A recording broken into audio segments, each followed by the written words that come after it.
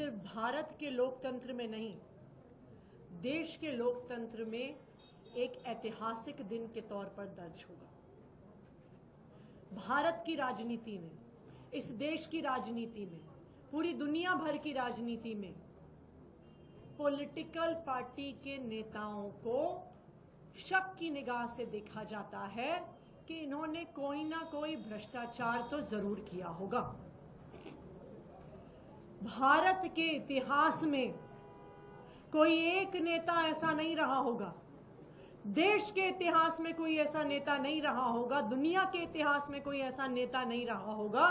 जिसने इतनी हिम्मत दिखाई हो और जनता के बीच में जाके कहा हो कि अगर आपको लगता है मैं ईमानदार हूं तो मुझे वोट देना,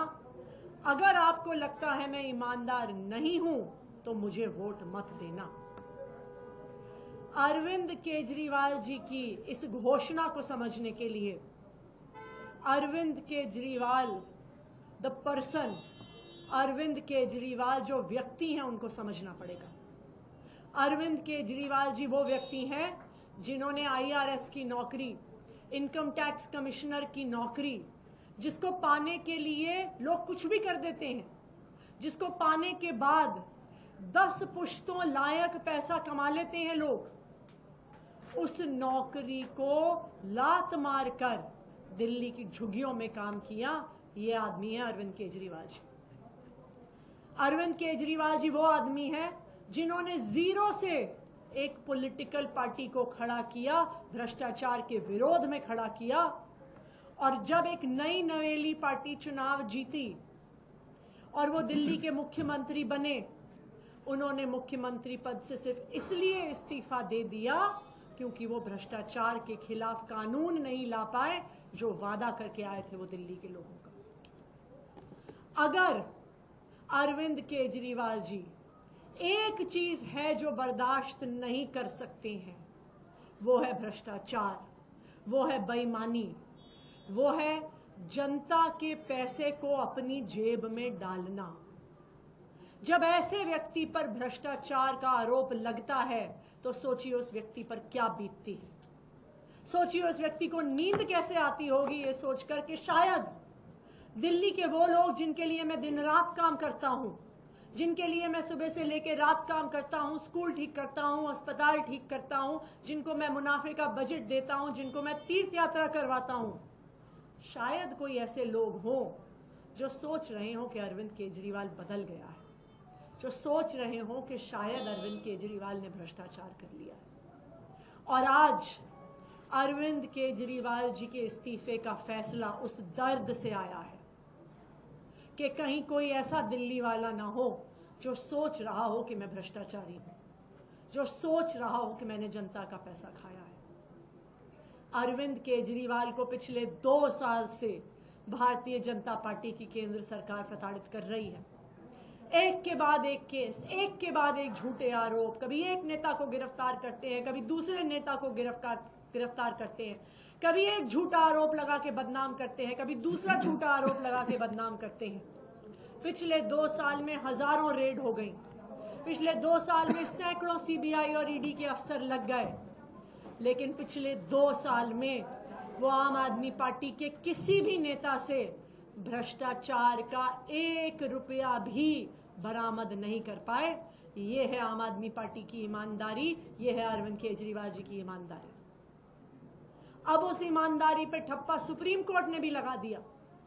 सुप्रीम कोर्ट ने ना सिर्फ आम आदमी पार्टी के सभी नेताओं को जमानत दी,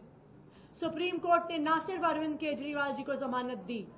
सुप्रीम कोर्ट ने भारतीय जनता पार्टी की केंद्र सरकार और उनकी एजेंसीज के मुंह पे तमाचा मारा और तमाचा मार के कहा कि ये जो एजेंसीज हैं ये एक पिंजरे में बंद तोते की तरह हैं जो सिर्फ अपनी मालिक की आवाज में बोल रही हैं। सुप्रीम कोर्ट ने तमाचा मारा केंद्र सरकार की एजेंसीज को और कहा कि अरविंद केजरीवाल की गिरफ्तारी सिर्फ एक दुर्भावना से हुई है, उनको जेल में रखने की दुर्भावना से हुई है।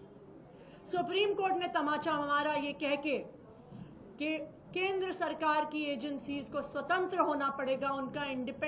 उनको इंडिपेंडेंट होना पड़ेगा, उनके इन्वेस्टिगेशन को अबव बोर्ड होना पड़ेगा।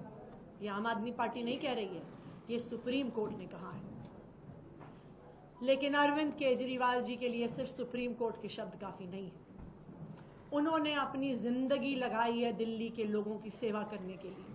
दिल्ली की जनता की सेवा करने के लिए, और वो तब तक चैन से नहीं बैठ सकते, वो तब तक मुख्यमंत्री नहीं बन सकते जब तक उनको भरोसा ना हो जाए कि दिल्ली की जनता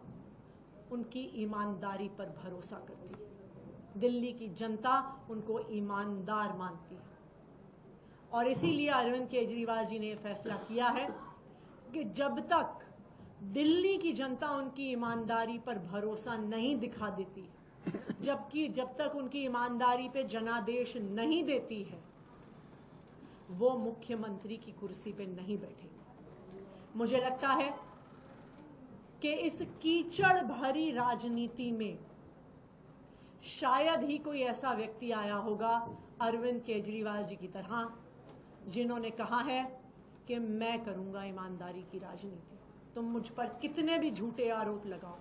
तुम मुझे कितना भी कीचड़ उछालो, मैं साफ सुथरी राजनीति करूंगा और खुद साफ सुथरी राजनीति करके मैं देश की राजनीति बदलूंगा। और इसी के साथ हमने मांग करी है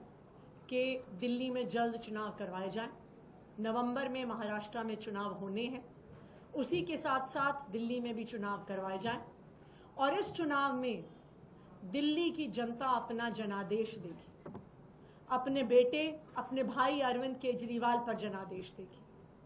उनकी ईमानदारी पे जनादेश देगी, जो उनका अरविंद केजरीवाल जी पर भरोसा है उसका जनादेश देगी। तो हम ये चाहते हैं कि दिल्ली में जल्द से जल्द चुनाव करवाए जाएं, कि दिल्ली की जनता भी अरविंद केजरीवाल जी की ईमानदारी पर अपना जनादेश दे सके।